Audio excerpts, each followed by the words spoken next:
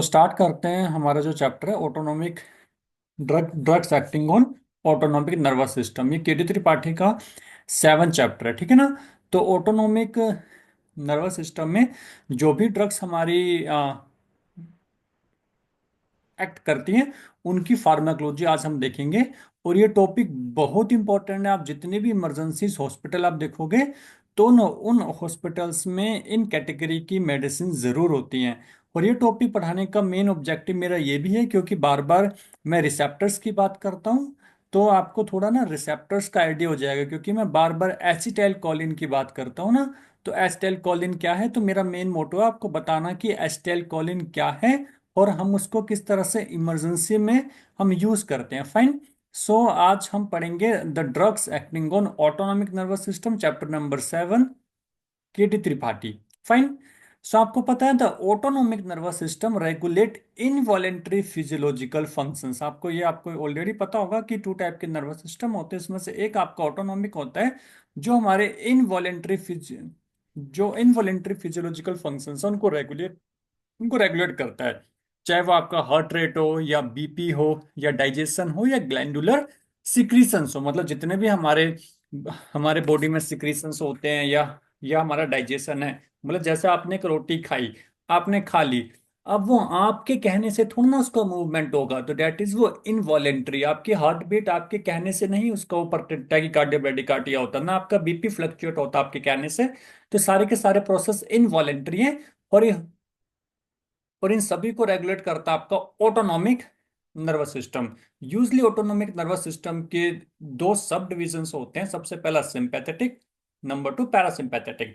Sympathetic nervous system and parasympathetic nervous system. जो sympathetic है ये हमारी बॉडी को फाइट एंड फ्लाइट के लिए प्रिपेयर करता है। डेट मीन्स आप किसी जंगल में जा रहे हैं और आगे शेर आ जाता है, चीता आ जाता है, भालू आ जाता है या काफी अंधेरा हो जाता है, तो यह आपकी बॉडी को प्रिपेयर करेगा कि आपको उसके साथ फाइट करनी है या आपको वहां से भाग जाना है ना। ये सब कुछ हमारा हार्मोनल लेवल पे होता है, रिसेप्टर लेवल पे होता है, आपको आपको प्रिपेयर करना। तो जो हमें एडवर्स कंडीशंस के लिए जो प्रिपेयर करता है सिस्टम, वो सिंपैथेटिक नर्वस सिस्टम है। और ऐसा सिस्टम भी है जो जस्ट इसके अपोजिट वर्क करता है, that is parasympathetic nervous system. ये हमारे बॉडी को क्या करवाता है, रेस्ट एंड डाइजेस्ट। आराम करो, मस्त खाओ पियो सो जाओ, है ना। तो 2 टाइप के आपका सिस्टम है, सिंपैथेटिक एंड पैरासिम्पैथेटिक, ठीक है। ये आपने फिजियोलॉजी में ऑफ कोर्स पढ़ा होगा, आपको मैंने थोड़ा इंट्रो दे दिया, ठीक है। Drugs acting on the an the drugs acting on the autonomic nervous system either stimulating और inhibiting the actions of neurotransmitters. Means जो ड्रग्स हैं वो ड्रग्स 2 वे में वर्क करते हैं। या वो उन रिसेप्टर को स्टिमुलेट करेंगे या वो उन रिसेप्टर्स को इनहिबिट करेंगे। तो जो स्टिमुलेट करते हैं उसको मिमिक कहते हैं या एगोनिस्ट कहते हैं, और जो इनहिबिट करते हैं उसको एंटागोनिस्ट कहते हैं। फॉर एग्जाम्पल, आप जंगल में जा रहे हो, काफी अंधेरा हो चुका है, सामने शेर आ गया है ना। शेर आ गया तो अब क्या होगा, अब आपकी हार्ट बीट एनहांस होगी, आप सांस बहुत गहरी गहरी लेंगे, है ना। तो ये सब ना रिसेप्टर बेस में होता है। तो हमारे बॉडी में एड्रेनलिन हार्मोन अपने रिसेप्टर्स में जाके बाइंड होकर उसको स्टिमुलेट करता है। तो इसी तरह से हम काफी सारी चीजें हम मैंने काफी बेसिक्स और काफी स्टार्टिंग से स्टार्ट किया है कि आपको फर्दर चैप्टर भी आसानी से समझ आए। तो ऐसे ड्रग्स जो सिमिलर वही फंक्शंस करते हैं जो एड्रेनलिन कर रहा है, तो वो आएगा आपका मिमिक में या एगोनिस्ट ड्रग्स में। लेकिन जो उस एक्शन को इनहिबिट कर दे, जो आपके जो हॉर्मोन्स हैं, जो हमारी जो बॉडी में न्यूरोट्रांसमीटर्स है, उनके एक्शंस को इनहिबिट कर दें या हमारी बॉडी में किसी फंक्शंस को इनहिबिट कर दें, उनको कहते हैं एंटागोनिस्ट। यूजली जो जो सिग्नल मॉलिक्यूल्स यूज किए जाते हैं वो एसिटाइल कोलिन और नोरेपिनेफ्रिन आपका होता है। यहां तक समझ आया, मैंने बहुत बेसिक बताया अभी। आकाश, अंकुर, भव्येश, चेतना, रवि प्रकाश, आंचल, शशि शेखर, स्वाति पाटिल, विराज ठाकुर, इसको ध्यान से सुनना, क्योंकि मैं जो भी मॉडर्न आयुर्वेदा पढ़ाता हूँ तो उससे भी इसका बहुत सारा लिंक आज आपको समझ आएगा, ठीक है। जो ऑटोनॉमिक नर्वस सिस्टम में जो ड्रग एक्ट करते हैं उनको हमने 2 कैटेगरी में डिवाइड किया हुआ है। Number 1 cholinergic system and number 2 adrenergic system. जो कोलिनर्जिक सिस्टम है वो पैरासिम्पैथेटिक है, जो एड्रिनर्जिक सिस्टम है वो सिंपैथेटिक है। तो आज हम बात करेंगे कोलिनर्जिक सिस्टम की, ठीक है। हमारे पास लिमिटेड टाइम होता है तो आज हम इसी की बात करेंगे, फिर हम नेक्स्ट क्लास में एड्रिनर्जिक की बात करेंगे, ठीक है। सो कोलिनर्जिक सिस्टम की हम बात करें तो यहां पर भी आप देखो टू टाइप के ड्रग्स आपके एक्ट करते हैं। एक हो सकता है कि इस सिस्टम को एनहांस करे, स्टिमुलेट करे, या ऐसी ड्रग हो सकते हैं जो इस सिस्टम को क्या करे, इनिबिट करे, है ना। तो पैरासिम्पैथेटिक क्या था आपका, अभी मैंने आपको बताया, it promote the rest and digest. या हो सकता है कि हमारी बॉडी को इसको स्टिमुलेट करने की जरूरत पड़े या इनिबिट करने की नीड हो। तो टू टाइप्स की ड्रग यहाँ पे आती है आपकी, पैरासिम्पैथो मिमेटिक ड्रग और पैरासिम्पैथोलिटिक ड्रग। लिटिक मतलब ब्रेक डाउन करना, इनिबिट करना, है ना। मिमिक मतलब स्टिमुलेट करना या हूबहू वैसी ही ड्रग्स। फाइन। तो टू टाइप की आपकी ड्रग्स एक्ट कर सकती हैं, नंबर वन एगोनिस्ट और नंबर टू एंटागोनिस्ट। मतलब एक हमारे सिस्टम को एनहांस करेगी, एक ड्रग हमारे सिस्टम को इनिबिट करेगी। फाइन। तो जो एगोनिस्ट वाली ड्रग्स हैं वो भी आपकी टू टाइप की हो सकती हैं, direct acting and indirect acting. आपने देखा होगा, मैं बहुत बारी बोलता हूँ जब मॉडर्न फार्मा पढ़ाता हूँ कि ये मस्कुलिन रिसेप्टर में एक्ट करती हैं, लेकिन समटाइम आपको मैं ये भी बोलता हूँ कि ये ड्रग्स जो आपकी एसिटाइल कोलिन ईस्ट्रेज इनिबिटर है। जैसे आज की क्लास में भी आपको मैंने बताया कि ये वाली जो ड्रग है, ये जो आपका प्लांट है, ये क्या करता है, एसिटाइल कोलिन ईस्ट्रेज को इनिबिट कर देता है। ये भी मैंने बहुत बारी वर्ड यूज किया है और मैंने मस्कुलिन रिसेप्टर पे बहुत बारी यूज किया है। तो एगोनिस्ट जो आपकी ड्रग्स होती हैं वो टू टाइप पे एक्ट कर सकती हैं, एक तो बिल्कुल डायरेक्ट एक्ट करेंगी और एक आपकी इनडायरेक्ट करेंगी। सेम आपका एंटागोनिस्ट ड्रग्स होती हैं, आपकी एंटागोनिस्ट ड्रग्स मस्कुलिन रिसेप्टर पे काम करती हैं और आपकी निकोटिनिक रिसेप्टर्स एंटागोनिस्ट भी होती हैं। इसके बारे में हम आगे बात करेंगे टुमारो, ठीक है। अब आगे बढ़ते हैं। अभी आपको जस्ट अभी मैं इंट्रोडक्शन पढ़ा रहा हूँ, अभी मैं चैप्टर मैंने स्टार्ट भी नहीं किया, चैप्टर अभी स्टार्ट होगा 2 मिनट के बाद। अभी मैं जस्ट आपको इंट्रोडक्शन पढ़ा रहा हूँ कि कौन कौन से सिस्टम पे हमें वर्क करना है। सबसे पहले आपका कोलिनर्जिक सिस्टम था। अब हम देखते हैं आपका एड्रिनर्जिक सिस्टम। आपने बीटा ब्लॉकर, बीटा एगोनिस्ट बहुत सुना होगा, यह आपका 9th चैप्टर है। तो एड्रिनर्जिक सिस्टम मतलब सिंपैथेटिक डिवीजन। ये भी आपका टू टाइप का हो सकता है, एगोनिस्ट और एंटागोनिस्ट। फाइन। अब मान के चलो कोई आपके पास पेशेंट आता है, मैं क्लिनिकल सिनेरियो लेके चलता हूँ, उसकी हार्ट बीट बहुत ही कम है। वो मतलब उसकी हार्ट बीट बिल्कुल स्लो हो चुकी है, उसको सांस लेने में दिक्कत आ रही है, प्लस उसकी बीपी भी फॉल हो चुका है ना। तो मुझे पता है कि मेरी बॉडी में एक हार्मोन होता है, न्यूरोट्रांसमीटर होता है, एड्रेलिन। एड्रेलिन क्या करता है, हमारी बॉडी में बीपी को बढ़ाता है, हमारे हार्ट रेट को बढ़ाता है, ब्रोंको डायलेट करता है। तो ऐसी ड्रग्स यदि मैं बाहर से उस टाइम पेशेंट को दे दूं, यदि मैं एड्रेलिन के इंजेक्शन लगा दूं, तो पेशेंट की हार्ट बीट एनहांस हो जाएगी। तो कुछ ड्रग्स आपकी एगोनिस्ट वाली होती है, सम आपकी एंटागोनिस्ट होती है। एंटागोनिस्ट एग्जांपल है कि मान के चलो ऑलरेडी पेशेंट का बीपी बहुत हाई है, ऑलरेडी जो पेशेंट आपके पास है उसकी हार्ट रेट बहुत तेज धड़क रही है ना। तो उस टाइम उसको शांत करना पड़ेगा, तो वहां पर मुझे एंटागोनिस्ट वाली ड्रग देनी पड़ती है ना। तो जैसे आपने देखा है कोई पेशेंट आता है बीपी का, जिसका बीपी बहुत बड़ा हुआ है ना, तो मुझे उसको रिड्यूस करना पड़ेगा। जब बीपी बहुत बड़ा हुआ है, डेट मीन्स इसकी बॉडी में एड्रेलिन जाकर वो बीपी को एनहांस कर रहा है, क्योंकि एड्रेलिन बीपी को बढ़ा देता है। मैं आपको बताऊंगा सारे मैकेनिज्म कैसे बढ़ाता हूँ, जस्ट इंट्रोडक्शन बता रहा हूँ।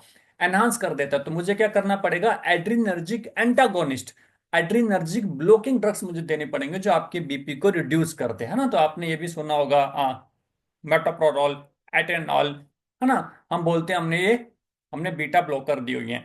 तो एड्रीनर्जिक एगोनिस्ट और एड्रीनर्जिक एंटागोनिस्ट, इनका सिर्फ एक ही काम होता है, एड्रेलिन को बाइंड होने देना या एड्रेलिन को बाइंड होने नहीं देना, या हम बाहर से ऐसा कुछ ड्रग देते हैं जो हूबहू एड्रेलिन की तरह काम करता है। फाइन। तो यहाँ पे दो तीन चीजें होती हैं जो आगे आपको आगे बताऊंगा। तो अब हमारा स्टार्ट होता है चैप्टर नंबर 7। यहां से एक्चुअली में चैप्टर नंबर 7 स्टार्ट है। वो तो थोड़ा सा इंट्रोडक्शन था जो आपको मैंने बताया कि हम क्या क्या देखने वाले हैं।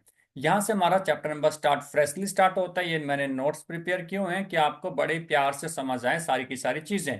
इसमें हम देखेंगे कोलिनर्जिक सिस्टम और पैरासिम्पैथेटिक डिवीजन। हम इस चैप्टर में पढ़ेंगे कि सबसे पहले एसिटाइल कोलिन बनता कैसे है, रिलीज कैसे होता है और उसका डिग्रेडेशन का कहाँ पे होता है, और प्लस वो कौन कौन से रिसेप्टर में काम करता है और इन रिसेप्टर्स के हमारे बॉडी में क्या फंक्शंस होते हैं। फॉर एग्जांपल मैं जनरल एग्जांपल देता हूँ, जो एसिटाइल कोलिन है। अब एसिटाइल कोलिन तो हमारी बॉडी में घूम रहा है, लेकिन वो क्या काम करेगा, कहाँ पे जाके इसको बाइंड होना है, ये सब कुछ ना हमारे जो गॉड हैं उन्होंने बिल्कुल अच्छी तरह से ऑर्गेनाइज किया हुआ है। चाहे आप एलोपैथी मेडिसिन दो, आयुर्वेदा दो, सिद्धा दो, यूनानी दो, वट एवर आप चीजें देते हो, अल्टीमेटली सारी की सारी ड्रग्स इन्हीं लेवल पे वर्क करती हैं। अभी आपको मैं और डिटेल में बताऊंगा। Fine. So, acetylcholine is an important messenger used by the body for communication between nerve and muscles. Nerves और मसल्स के बीच में जो कम्युनिकेशन होता है उसके बीच में ना हमें एक मैसेंजर चाहिए। तो मैसेंजर कौन है? ये एसिटाइल कोलिन नाम का एक मैसेंजर है, एक टाइप का हार्मोन जिसे मैं कहूँ, जो नर्व्स और मसल्स के बीच में एक मैसेज देना हो तो एसिटाइल कोलिन यूज होता है। या हमारे ब्रेन में जो मैसेज जाते हैं, जैसे आप सोचते हो आपका मूड स्विंग होता है, आप डिप्रेशन में चले जाते हो, आप बहुत हैप्पी हो जाते हो, है ना। ये जो ये जो आपके ब्रेन में जो डेली मैसेज आते हैं ना, उसके बीच में जो जो कम्युनिकेशन होता है वो भी एसिटाइल कोलिन के थ्रू ही होता है। आप देखोगे एक बीमारी होती है भूलने की, है ना, उसको कहते हैं अल्जाइमर डिसीजेस होना स्टार्ट हो जाता है। तो बुढ़ापे में क्या होता है, जैसे जैसे आपकी एज आगे बढ़ती है ना, आपके बॉडी में एसिटाइल कोलिन का अमाउंट कम हो जाता है। अल्जाइमर डिसीजेस में एसिटाइल कोलिन का कम अमाउंट हो जाता है, इसलिए आपका ना आप चीजें भूलना स्टार्ट कर देते हो। आप कहते हो ना, जैसे कोई 60-70 साल का बंदा वो कहता है मैंने यहाँ पे एक चीज रखी मैं भूल गया। तो जो मैसेज है ना हमारे ब्रेन में, जो मैसेंजर है जो मैसेज को वहां से वहां लेके जाएगा, वही कम हो जाता है। डेट मीन एसिटाइल कोलिन कम हो जाता है। तो एसिटाइल कोलिन की इतनी बड़ी इंपॉर्टेंस है हमारे लाइफ में। फाइन। आपको यहां तक समझ आया? आकाश, अंकुर, आशीष, राजपूत, भवेश, यस चेतना, सर। रवि, स्वाति, विरास, है ना। मैं बहुत बेसिक से बता रहा हूँ। मैं जितना बेसिक से बच्चों की तरह आपको बता सकता हूँ उतनी ही मैं बेसिक, मैं कोई बहुत बड़ी फार्माकोलॉजी नहीं पढ़ा रहा। मैं बहुत ही बेसिक से, मतलब एक एक चीज आपको समझ आ जानी चाहिए। ठीक है। फाइन, अब आगे बढ़ते हैं। ये आपका एस्टेल कोलिन क्योंकि बाहर से तो बनता नहीं, हवा में आपका होता नहीं, तो हमारी बॉडी तो बनाएगी। और हमारी बॉडी कहाँ से बनाएगी? जो हम खाना खाते हैं, जो हम खाना खाते हैं उसी से आपकी सारी बॉडी बनती है। एक एक चीज जो भी हमारी बॉडी में बन रही है वो खाने से ही बन रही है।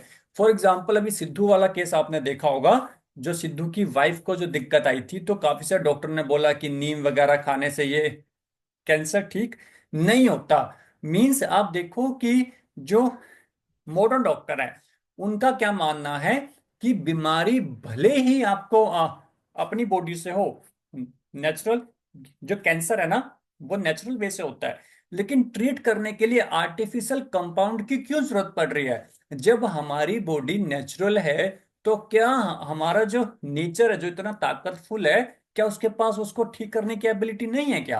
आप इसके वे में भी सोचना कि यार इतना बड़ा नेचर है क्या, मतलब जिसने ट्यूमर बनाया, जिसने कैंसर बनाया, जो कि हमारी बॉडी में ही हो रहा है, तो क्या उसको नेचर ठीक नहीं कर सकता? ऑफ कोर्स कर सकता है, लेकिन सिद्धू का जो स्टेटमेंट रॉन्ग वे में था।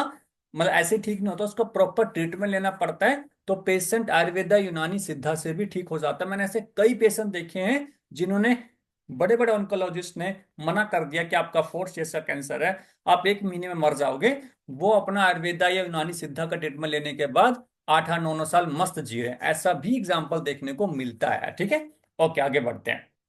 तो स्टेप्स हम देखते हैं कि हमारी बॉडी में एसिटाइल कोलिन बनता कैसे है। सबसे पहला स्टेप आपका सिंथेसिस है। सिंथेसिस में आप किस लिए पढ़ा रहा हूं? क्योंकि आपको यहां पर यह समझ आएगा कि कोई आपके पास ऐसा पेशेंट आता है जिसको भूलने की बीमारी है, या याददाश्त कम है, या अल्जाइमर डिसीजेज है, तो उसको कौन सा मैं वेजिटेबल सजेस्ट करूं या फ्रूट सजेस्ट करूं कि जिसमें उसका एसिटाइल कोलिन का अमाउंट कम ना हो, बढ़ता रहे। फाइन। तो acetyl choline is created inside the nerve endings. जो हमारी नर्व एंडिंग्स होती हैं वहां पर एसिटाइल कोलिन बनता है। और ये बनता कैसे है? इसके लिए हमें दो तीन चीज चाहिए होती हैं। सबसे इंपॉर्टेंट है आपका कोलिन। आप देखोगे यहाँ पे एक वर्ड आता है एसिटाइल, फिर आता है कोलिन, एसिटाइल कोलिन। तो जो कोलिन है ना, ये अमाइनो एसिड है। ये जो हम चीजें खाते हैं, जो हमारी डाइट है, उसी में कोलिन होता है। यदि आपके बॉडी में इसकी डेफिशिएंसी हो जाएगी तो एसिटाइल कोलिन बन ही नहीं पाएगा, और आपकी याददाश्त धीरे धीरे वीक होना स्टार्ट हो जाएगी। तो सबसे पहले जो स्टेप है सिंथेसिस का, वो है रॉ मटेरियल इकट्ठा करना। तो रॉ मटेरियल में सबसे पहला जो मटेरियल आता है वो है अमाइनो एसिड, जिसका नाम है कॉलिन। ये जो कॉलिन है, इसको नर्व एंडिंग एब्जॉर्ब करती है। उसके बाद आगे की कहानी आपकी स्टार्ट होती है। फिर आपका एक एंजाइम आता है acetyl coenzyme A, a molecule involve in energy production, combines with the choline in the presence of ATP to form a acetyl Colin. अब एक एंजाइम आता है, एंजाइम भी हमारी बॉडी बनाती है। एस्टाइल कोएंजाइम के साथ जब कोलिन बाइंड हो जाता है, तब आपका एस्टाइल कोलिन बन जाता है ना। तो बहुत इंपॉर्टेंट है आपका, आपको ये पढ़ना पड़ता है, आपको पढ़ना पड़ेगा एस्टाइल कोलिन, ठीक है। तो कौन कौन से वेजिटेबल्स हैं, कौन कौन से फ्रूट्स हैं जिसमें ये कोलिन होता है? जो आप देखोगे, जो हरी सब्जियां खाते हैं, जो ब्रोकली खाते हैं या कॉलीफ्लावर खाते हैं या कैबेज खाते हैं, हरी सब्जियां लाइक स्पिनच खाते हैं, है ना, तो उनमें ना भूलने की बीमारी नहीं होती। यहाँ पे वेजिटेबल ही लिखा होगा मैंने सारे नाम। अनियन हो गया, गार्लिक हो गया, मशरूम्स हो गए, आलू हो गया, है ना, टमाटर हो गए। ये सारे वेजिटेबल्स हैं जिसमें कोलिन का अमाउंट होता है। फ्रूट की बात करें तो ऑरेंज हो गया, ग्रेप फ्रूट्स हो गए, ब्लैकबेरी, स्ट्रॉबेरी, रेस्पबेरीज, बनाना, मैंगोस, इन सब में आपका जो कोलिन है, इनमें होता है। लेकिन सबसे रिचेस्ट सोर्स जो कोलिन की बात करूं वो एग है। जो एग का योक होता है ना, are the specially high in choline. जो अंडे का योक खाता है उसका दिमाग बहुत तेज होता है, क्योंकि उसमें क्या प्रेजेंट होता है, उसमें कोलिन प्रेजेंट होता है। अब कोलिन उस बॉडी में जाता है, ज्यादा अमाउंट में एसिटाइल कोलिन बनता है, और उसके ब्रेन में एसिटाइल कोलिन जैसे जाता है तो आपको सारी चीजें याद रहती हैं। उसके बाद जितना भी आपका मीट वगैरह है, या सी फूड है, या दूध है, दही है, योगर्ट है, इनमें बहुत ज्यादा अमाउंट होता है। और यदि कोई बंदा इनमें से चीजें ना ले तो उसकी बॉडी में धीरे धीरे एसिटाइल कोलिन कम होना स्टार्ट हो जाता है, और उसको भूलने की बीमारी स्टार्ट हो जाती है, और 100 बीमारियां उसको और लग जाती है ना। आपने देखा होगा, हम कहते हैं ना हरी सब्जियां खाओ। आपने ऐसे भी पेशेंट सुन, मैं आपको ना क्लिनिकली भी साथ साथ बताते जा रहा हूँ। आपने ऐसा पेशेंट भी सुना होगा, वो कहता है कि डॉक्टर साहब सुबह मेरा पेट साफ नहीं होता, पता ना कॉन्स्टिपेशन रहता है मेरा। पता है क्यों कॉन्स्टिपेशन रहता है? क्योंकि उनमें ना ये कोलिन नहीं होता। और ये जो कोलिन है ना, जब ये एसिटाइल कोलिन में बन जाता है ना, तो यही एसिटाइल कोलिन हमारे जीआई ट्रैक की मोटाइलिटी को रेगुलेट करता है, सिक्रीशंस को रेगुलेट करता है, हमारी बॉडी में ड्राइनेस नहीं आने देता। जब हमारी बॉडी में ड्राइनेस आ जाएगा तो आपका स्टूल बाहर कैसे निकलेगा? सूखा सूखा तो कुछ ऐसा निकलेगा नहीं। तो ड्राइनेस, ये जो आपका न्यूरोट्रांसमीटर एसिटाइल कोलिन है, ये हमारी बॉडी में ड्राइनेस नहीं आने देता। और जो बाहर की चीजें पिज्जा बर्गर ये सब खाते हैं ना, तो उसमें क्या होता है, ये कोलिन नहीं होता। अल्टीमेटली आपकी बॉडी में ड्राइनेस हो जाती है, और अल्टीमेटली फिर पेशेंट ये कहता है सर मैं सुबह फ्रेश नहीं हो पाता, मेरी नाक जाम रहती है ना, बहुत सारी चीजें वो बताता है, मेरी स्किन रूखी रूखी रहती है। तो हम क्या कहते हैं, ऑरेंज खाओ, ग्रेप फ्रूट खाओ, हरी सब्जियां खाओ, अंडे खाओ। क्यों बोलते हैं? क्योंकि इसमें क्या होता है आपका, इसमें कोलिन होता है। समझ आ गया आपको यहां तक? Yes sir. फाइन। अब मेरी बात सही आ रही है? रोहन, स्वाति पाटिल, डॉक्टर स्वाति, यस आवाज सर। आ रही है? आ रही है सर, बीच में बंद हुई थी वैसे एक बार। कोई थे ना, मुझे बता देना यार, क्योंकि ना नेटवर्क का मुझे एयरटेल वालों ने भी बोला हुआ है कि नेटवर्क नहीं आएगा। तो बता देना, क्योंकि क्लास अच्छी है, मुझे टॉपिक अच्छा लगता है फार्माकोलॉजी में, तो मैं पढ़ा रहा हूँ, ठीक है। अब हम देखते हैं मान के चलो आपने, आपकी बॉडी में इनफ कोलिन आ गया। अब ये जो आपकी बॉडी में कोलिन आ गया, क्या होगा? Now the choline is actively transported in the neurons from the extra cellular space. अब एक्स्ट्रा सेलुलर स्पेस से जो कोलिन है ये आपके न्यूरॉन्स में जाएगा। वहां पर acetyl CoA formation, now acetyl CoA is produce in the mitochondria from the glucose metabolism. Glucose metabolism से आपने जब एक चीज पढ़ी होगी, आपने ग्लाइकोलाइसिस, ग्लाइकोलाइसिस साइकिल आपने पढ़ी होगी। तो ग्लाइकोलाइसिस में आपका जब पायरुवेट बनता है ना, पायरुवेट के बाद जब आपका जो पायरुवेट टीसीए में जाता है, ट्राई कार्बोक्सिलिक एसिड से जाता है, तो वहां पर एसिटाइल कोएंजाइम बनता है। एक बार ये आप वो साइकिल तीनों पढ़ लेना, इलेक्ट्रॉन ट्रांसपोर्ट सिस्टम, टीसी और ग्लाइकोलाइसिस। ये आपने क्लास 11 में पढ़ा होगा। तो आपने देखा होगा कि जो ग्लूकोज से फाइनल बनता है पायरुवेट। अब जो पायरुवेट है ये टीसी में जाता है, ट्राई कार्बोक्सिलिक एसिड में जाता है, सिट्रिक एसिड साइकिल में जाता है, तो वो एस्टाइल कोएंजाइम की हेल्प से जाता है ना। तो एस्टाइल कोएंजाइम आपका इस वे में बनता है। और जब ये आपका एस्टाइल कोलिन, एस्टाइल और कोलिन ये कंबाइन हो जाते हैं, तो आपका ये बन जाता है हार्मोन जिसका नाम है एस्टाइल कोलिन। अब क्या होता है, ये कोलिन आपका एस्टाइल कोलिन के एस्टाइल को एक के साथ बाइंड होता है और आपका बन जाता है एस्टाइल कोलिन। फाइन, तो आपको समझ आ गया कि कैसे बनता है। ये आपके डाइट से आता है कोलिन। और जो आपका सेकंड जो आपका इसमें रो प्रोडक्ट है एस्टाइल कोए, ये बनता है आपका ग्लूकोज मेटाबॉलिज्म से, जो कि आपका माइटोकॉन्ड्रिया में होता है। अब ये जो कोलिन है, ये एस्टाइल को ए के साथ बाइंड होकर आपका एस्टाइल कोलिन बना देता है। अब ये एस्टाइल कोलिन हमारे जो वेसल्स होते हैं, जो न्यूरॉन्स में आप देखो कि वेसल्स होते हैं, वहां पर जाके स्टोर हो जाता है। जब इनको सिग्नल मिलता है, अब आपका एस्टाइल कोलिन बिल्कुल रेडी है सिग्नल देने के लिए। अब जैसे इसको सिग्नल मिलेगा, कोई स्टिमुलेशन आएगा, तो वहां पर ये एक्ट करके अपना मैसेज दे देगा। जैसे आप बाहर जा रहे हो, अपने गोलगप्पे देख लिया, आपके मुंह से पानी आ जाता है, तो सारा का सारा ना हार्मोनल है। आपको सिग्नल कहाँ से मिला, आपकी जो फाइव सेंस ऑर्गन्स है ना, यहाँ से आपको सिग्नल जाता है, तो स्टिमुलेट होती है आपकी जो नर्वस सिस्टम है। जब नर्वस सिस्टम स्टिमुलेट होगा, तो सिग्नल जाएगा और हमारी बॉडी से एस्टाइल कोलिन निकलेगा। अब जैसे गोलगप्पे खाऊं, ये बहुत अच्छी डिश बनी हो, तो मेरे मुंह से, मेरे क्या सबके मुंह से सलाइवा आना स्टार्ट हो जाता है। मतलब सलाइवा ज्यादा आ रहा है, तो that mean acetylcholine signals दे रहा है सलाइवा को, मतलब सलाइवरी ग्लैंड्स को, कि अब ज्यादा सलाइवा निकालो। ये बंदा कुछ बहुत अच्छी चीज खाने वाला है, तो मुझे उसको डाइजेस्ट करना पड़ेगा। अब मेरी बॉडी तो पहले प्रिपेयर होगी, भले मैं ना खाऊं। हाँ, यहाँ पे दिक्कत आती है, तो मैं बताता हूँ क्या होता है। यदि आप गोलगप्पे ना खाओ ना, आपके पेट में दर्द हो जाता है, इसलिए खा लेना चाहिए, क्योंकि आपकी बॉडी प्रिपेयर हो जाती है। आपकी बॉडी में जो मैसेंजर था स्टाइल कोलिन, उसने पूरी बॉडी को प्रिपेयर कर दिया कि बंदा गोलगप्पे खाने वाला है, टिक्की खाने वाला है, तो मुझे भी इसको डाइजेस्ट करना है। तो उसने अपना काम स्टार्ट कर दिया। उस टाइम आप मना कर दो, तो आपके बॉडी में दर्द हो जाएगा। क्यों दर्द होगा, वो भी मैं आपको आगे चल के बताऊंगा, ठीक है। यहां तक समझ आया doctor Swati, Viraj, Shashi? Yes sir. Fine, yes sir. ठीक है। मैंने बिल्कुल बेसिक से स्टार्ट कर रहा हूँ कि आप ना बिल्कुल बेसिक डॉक्टर से एडवांस डॉक्टर की तरफ जाएं, ठीक है। अब आपको मैंने बताया कि अब जो आपका एस्टाइल कोलिन है, वो स्टोर हो जाता है आफ्टर इट इज मेड। जब ये बन जाता है, most of the acetyl Colin in store in a small sacs known as synaptic vesicles within the nerve endings. Nerve endings के पास ही रखते हैं इसको, क्योंकि इसको इसको होना होता है रिलीज। तो जैसे ही ये नर्व एंडिंग के पास होता है, तो सिग्नल मिलता है, ये रिलीज हो जाता है ना। ओके।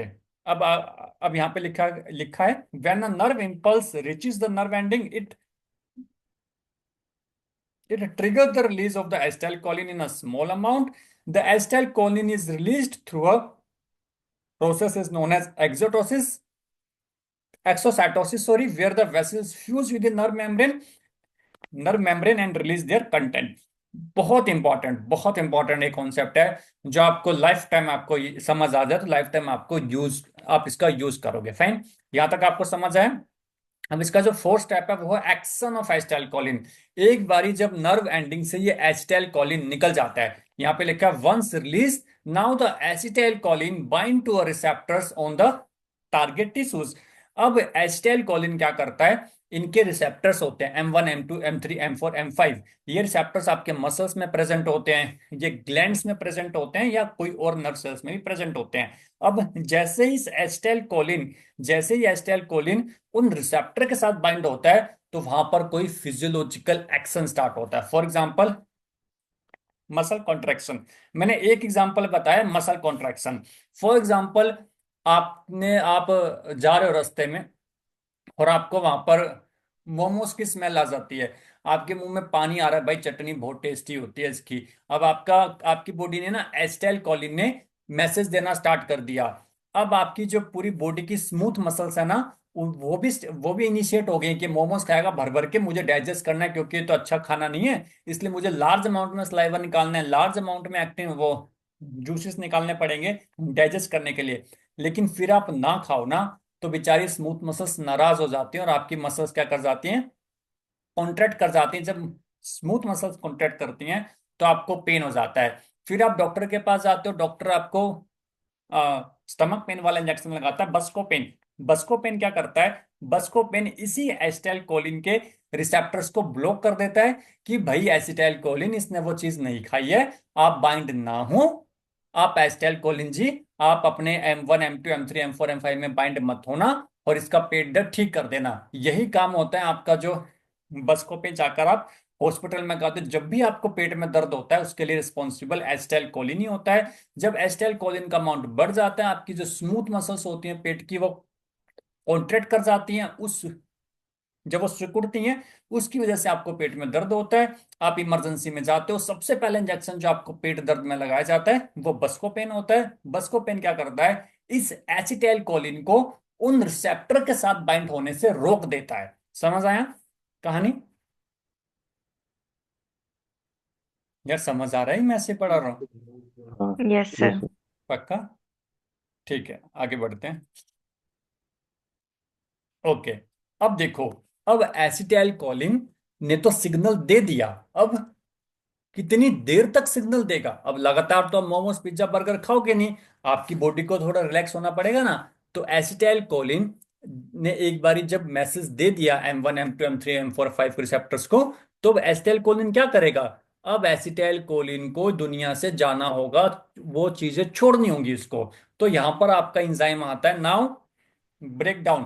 क्योंकि आपको पता है जो चीज, जिस चीज का जन्म होता है उस चीज की मृत्यु भी जरूर होती है। अभी इसका जन्म हुआ, ये एसिटाइल को ए के साथ जब कोलिन बाइंड हुआ तो एसिटाइल कोलिन का जन्म हुआ। अब जब इसने क्या कर दिया, अब इसका एक्शन, इसने रिसेप्टर में बाइंड होकर अब इसका एक्शन हो गया, अब इसको दुनिया से जाना पड़ेगा, इसकी डेथ होना भी तय है। That means breaking down of acetyl choline. जब इसने एसिटाइल कोलिन ने अपना सिग्नल दे दिया कि क्या करना है, अब उसको वहां से जाना होगा। That means after acetyl choline has completed it action it must be broken down quickly to prevent a continuous stimulation. यदि ये नहीं जाएगा, मान के चलो यदि ये नहीं टूटता है, इसकी डेथ नहीं होती है, तो बार बार आपके पेट को स्टिमुलेट करता रहेगा, फिर आपके बॉडी का पूरा सिक्रीशन रहेगा, पूरी आपकी इंटेस्टाइन पूरी एकदम से कॉन्ट्रैक्ट हो जाएंगे और आपकी डेथ हो जाएगी, है ना। डेथ मतलब जब एसिटाइल कोलिन लगातार ही बनता रहे, एक एक आप आइडियल सिचुएशन ले लो कि आपका एसिटाइल कोलिन स्टिमुलेट करना छोड़े ना, लगातार स्टिमुलेट करता रहे, लगातार स्टिमुलेट करता रहे, तो क्या होगा? आप तो मर ही जाओगे, इतनी ज्यादा स्टिमुलेशन। तो एसिटाइल कोलिन जैसे उसका काम खत्म हो जाता है, हमारी बॉडी में एक और सिस्टम है, डेट इज एंजाइम। उस एंजाइम का नाम है एसिटाइल कोलिनेस्टरेज। एसिटाइल कोलिनेस्टरेज एकदम पैनी नजर रखता है एसिटाइल कोलिन पे कि जैसे ही नर्व एंडिंग से रिलीज हो मैसेज दे। जैसे इसने मैसेज दिया उसको वो खा दे, उसको वो खा जाता है। जैसे जिसने ताजमहल बनाया था शाहजहां ने, उसने उसके हाथ कटवा दिए थे। वैसे ही एस्टेल कोलिन क्या करता है, सॉरी, एस्टेल कोलिन स्ट्रेस क्या करता है, ये शाहजहां है। और एस्टेल कोलिन क्या है, वो मजदूर है जो सिग्नल देंगे। जैसे उनका सिग्नल देना कंप्लीट होता है उसी टाइम उसको क्या कर देता है, तोड़ देता है, ब्रेक डाउन कर देता है। That means acetyl choline esterase is the शाहजहां for the acetyl choline. Acetyl choline esterase अब एस्टाइल कोलिन को तोड़ देता है, दोबारा से इनको ब्रेक डाउन कर देता है। अब इसका एस्टाइल कोए को अलग कर देता है और कोलिन को अलग कर देता है। अब जो जो कोलिन है वो दोबारा से रिसाइकल्ड होती है। अब वो दोबारा से क्या करता है, दोबारा से उसका, दोबारा से नए सिरे से अब उसका एस्टाइल कोलिन बनता है। फाइन। तो मैंने यहाँ पे स्टेप लिखे हुए हैं। सबसे पहले सिंथेसिस होता है ACH का, फिर स्टोरेज होता है, फिर एक आपका सिग्नल मिलता है, फिर कैल्शियम का इन्फ्लक्स होता है, क्योंकि आपको पता है calcium influx is responsible for the muscle contraction. उसके बाद वेसल्स का फ्यूजन होता है, फिर उसका बाइंडिंग, उसका रिसेप्टर के साथ बाइंडिंग होता है, फिर एक आपको सिग्नल जाता है। सिग्नल जाता है, सिग्नल जाने के बाद एक्शन होता है। उसके बाद सिग्नल खत्म हो जाता है, दोबारा रीअपटेक हो जाता है इसका जो कोलिन है, फिर दोबारा से इसका एस्टाइल कोलिन बनता है। ये इसका कंप्लीट स्टेप है कि कहाँ से इसका बर्थ हुआ, कहाँ से इसकी डेथ हुई। ये पूरा फ्लो चार्ट मैंने प्रिपेयर किया था आपके लिए। समझ आया? दो एंजाइम मैंने आपको बता यस दिए सर। हैं जो आपको मैं जब मॉडर्न आयुर्वेदा भी पढ़ा रहा हूँ तो बार बार मैं एस्टाइल कोलिन ईस्ट्रेस का नाम लेता हूँ कि एस्टाइल कोलिन ईस्ट्रेस को ये वाला प्लांट इनहिबिट करता है। डेट मीन्स ऐसा प्लांट जो एस्टाइल कोलिन ईस्ट्रेस को इनहिबिट कर देगा, मतलब मान के चलो शाहजहां को ही मार देगा। वो प्लांट क्या करता है, शाहजहां को ही मार देता है। जब शाहजहां को मार दिया तो भाई एक से ज्यादा ताजमहल बन जाएंगे ना। तो मतलब यहाँ पर किसका अमाउंट बढ़ जाएगा, एस्टाइल कोलिन का बढ़ जाएगा। और यहाँ पे एस्टाइल कोलिन कौन था, जो बेचारा ताजमहल बनाने वाला था, तो एसिटाइल कोलिन का अमाउंट बढ़ जाएगा और शाहजहाँ का कम हो जाएगा। तो शाहजहाँ कौन है यहाँ पर? एसिटाइल कोलिन ईस्ट्रेस, जो एसिटाइल कोलिन के एक्शन होने के तुरंत बाद एसिटाइल कोलिन के हाथ काट देता है, एसिटाइल कोए को अलग कर देता है और कोलिन को अलग कर देता है। लेकिन ऐसे प्लांट्स, ऐसे ड्रग्स भी होते हैं जो शाहजहाँ को ही मार देते हैं। फाइन, जो आगे चल के मैं आपको बताऊंगा। The acetyl choline esterase, the main enzyme responsible for the breaking down of acetylcholine, and it is located in the cholinergic synapse and ensure that the neurotransmitter does not stay active too long। और ये ensure करता है कि जो मजदूर है वो और ताजमहल ना बनाए। एक जो ताजमहल बन गया वही बहुत है भाई, ज्यादा ना बनाए। तो एसिटाइल कोलिन एक से ज्यादा फंक्शन ना करे, ज्यादा देर तक फंक्शन ना करे, उसको जाना पड़ेगा। तो लेके कौन जाता है? आपका एसिटाइल कोलिन स्ट्रेस। फाइन, समझ आया? इन शॉर्ट आपको मैंने जैसे बता रखा है, इसका सिंथेसिस होता है, स्टोरेज होता है एसिटाइल कोलिन का, फिर रिलीज होता है, फिर एक एक्शन पोटेंशियल जनरेट होता है, फिर उसका डिग्रेडेशन होता है, फिर उसकी रिसाइकलिंग होती है। फाइन, तो आप ध्यान रखना SSRAD जो भी आपको याद करना होगा, synthesis, storage, release, action, degradation, recycling, ये आपका पूरा प्रोसेस है जो मैंने आपको इन शॉर्ट में भी बता दिया। यहां तक समझ आया? आकाश, विराज, स्वाति पाटिल, शशि, डॉक्टर स्वाति, समझ आए आपको? Yes sir. पक्का? पहले से ज्यादा समझ आया, कम यस। समझ आया? ज्यादा सर।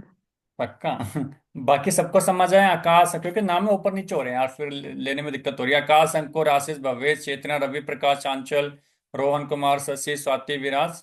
ठीक है, ओके। अब हम देखते हैं कि इसका जो आपको मैंने इतनी सारी चीजें बता दी, क्या फायदा, क्या पढ़ने का, क्यों पढ़ रहे हो आप एस्टाइल कॉलिन, इसका क्लिनिकल रिलेवेंस भी देखते जाओ। एक आपने सुना होगा, Botox, botulinum toxin. By blocking the release of acetylcholine, ये एक टाइप का टॉक्सिन होता है।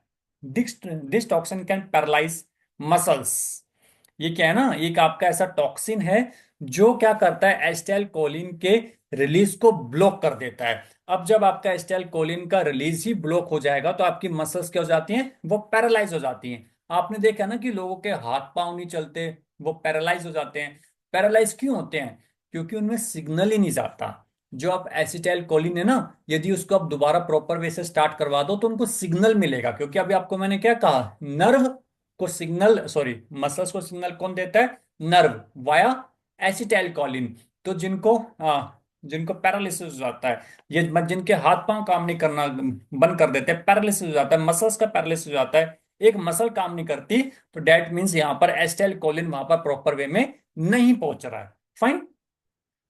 और आपका सबसे इंपॉर्टेंट, ऑर्गेनोफॉस्फेट पॉइजनिंग, जो आजकल बहुत ज्यादा देखी जाती है, जो भी मतलब होमिसाइडल केस होते हैं, सुसाइडल केस होते हैं गांव वगैरह में, जो वो धान वगैरह में, चावल वगैरह में जो दवाई डालते हैं ना, उसमें वो दवाई बेसिकली ऑर्गेनोफॉस्फेट से बनी होती है। तो यदि कोई इसको खा ले तो उसको खाने से क्या होगा? These chemical inhibit the acetyl choline esterase. अब यहां पर सिनेरियो बदल जाता है। जब चावल धान वाली जो दवाई होती है वो क्या करती है, हमारे बॉडी में जाने के बाद उस शाहजहाँ को ही मार देती है ना, उस शाहजहाँ को मार देती है।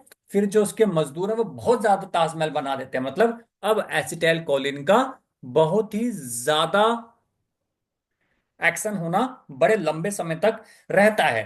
हमारी बॉडी में एसिटाइल कोलिन का अमाउंट बहुत बढ़ जाता है और आपकी मसल्स ओवर स्टिमुलेट हो जाती हैं, आपके ग्लैंड्स ओवर स्टिमुलेट हो जाते हैं, आपका हार्ट ओवर स्टिमुलेट हो जाता है। अल्टीमेटली लाइफ थ्रेटनिंग कंडीशन आ जाती है और आपकी डेथ भी हो जाती है, यदि आपको कोई ड्रग ना मिले जो एसिटाइल कोलिन के एक्शन को रोक दे, है ना। सिंपल सा एग्जांपल है, जो धान में, जो आपने गेहूं वगैरह में जो आप देखते होंगे दवाई डलती है, वो ऑर्गेनोफॉस्फेट होती है। यदि उसको कोई खा ले तो खाने से क्या होता है, आपके बॉडी में एंजाइम होता है एसिटाइल कोलिनेस्टरेज, उसको वो इनहिबिट कर देती है, उसी को ही मार देती है। जब एसिटाइल कोलिनेस्टरेज को ही मार देती है तो हमारी बॉडी में एसिटाइल कोलिन का अमाउंट बहुत बढ़ जाता है, हमारी मसल ज्यादा ही स्टिमुलेट हो जाती हैं, हमारे ग्लैंड सबसे ज्यादा स्टिमुलेट। इससे देखा ना आपने, जो जहर खा के आता है उसके मुंह से झाग आ रहा होता है, देखा होगा आपने, वोमिटिंग करता है, झाग आ रहा होता है, उसको स्टूल पास हो जाता है, उसका यूरिन निकल जाता है। क्यों निकल जाता है? क्योंकि एसिटाइल कोलिन की वजह से नाक से झाग निकल रहा होता है ना। जो चावल, वो धान वाली जो जहर खा के आते हैं, मरते तो खैर नहीं है, है ना। मर भी जाते हैं, ऐसा नहीं नहीं मरते, मर भी जाते हैं। देखो हम नाक से झाग निकल रहा होता है, मुंह से झाग निकल रहा होता है ना, तो ऑर्गेनोफॉस्फेट पॉइजनिंग में ऐसा देखने को मिलता है, क्योंकि acetyl choline is responsible for the contraction of the glands, muscles and heart. और भी इसके काफी सारे फंक्शंस हैं जो आपको बताऊंगा। यहां तक समझ आया? समझ आया सबको? Yes sir. फाइन। तो आज की क्लास हम सिर्फ इतना रखेंगे, मैं आपको काफी बेसिक बताने वाला था। अब नेक्स्ट क्लास जो हमारी शायद होगी, एक दो दिन में होगी, तो उसमें हम बात करेंगे इनके रिसेप्टर्स की। अभी तो आपको मैंने जनरल बताया कि आपके एसिटाइल कोलिन का क्या काम होता है। अब आपको मैं बताऊंगा कि एसिटाइल कोलिन का वो कौन से रिसेप्टर्स में काम होता है। टोटल 5 टाइप के रिसेप्टर होते हैं, जिसमें से 3 सबसे इंपॉर्टेंट होते हैं। उन सबकी मैं लोकेशंस बताऊंगा कि M1 रिसेप्टर्स कहाँ पर होते हैं, M2 रिसेप्टर कहाँ पे होते हैं, M3 कहाँ पर होते हैं, क्या वो क्या काम करते हैं, अलग अलग बॉडी में क्या क्या, मतलब अलग अलग टिश्यूज में उसका क्या क्या रोल होगा, सब मैं आपको डिटेल में बताऊंगा, ठीक है। बट अभी के लिए, क्योंकि मेरी नेक्स्ट क्लास भी है जस्ट अभी आधे घंटे में, तो फिर नेक्स्ट क्लास में हम मिलते हैं। नेक्स्ट क्लास में हम एंटी माइक्रोबियल थेरेपी हम स्टार्ट करेंगे, फाइन। क्योंकि मैंने 7 चैप्टर भी स्टार्ट कर दिया, आपका एंटी माइक्रोबियल भी स्टार्ट कर दिया, कि आपका जल्दी जल्दी कोर्स खत्म हो जाए, फाइन। चलो, bye bye. Okay sir, thank you sir.